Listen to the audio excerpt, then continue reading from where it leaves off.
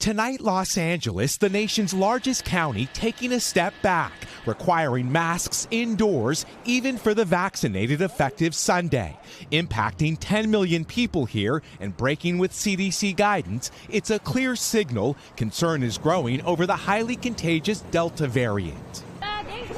Meantime, for some of the 48 million children under 12 and their parents who were hoping to get them vaccinated this fall, a longer wait. The FDA will now review several additional months of safety data, meaning a vaccine for kids won't likely be available until early next year.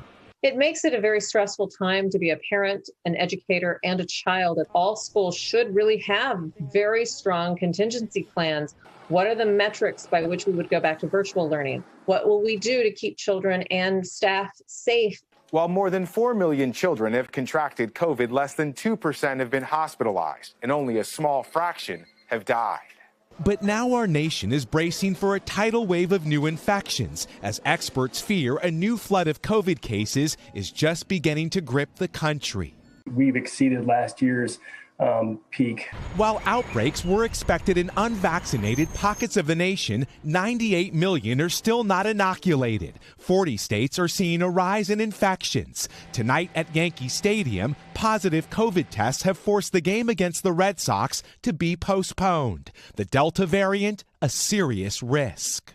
It's going to find those pockets in each community where people aren't vaccinated, and it's going to do a lot of damage. Tonight, that damage being done. And for the unvaccinated, including the youngest Americans, the worst may still be to come. Miguel Almaguer, NBC News. Thanks for watching our YouTube channel. Follow today's top stories and breaking news by downloading the NBC News app.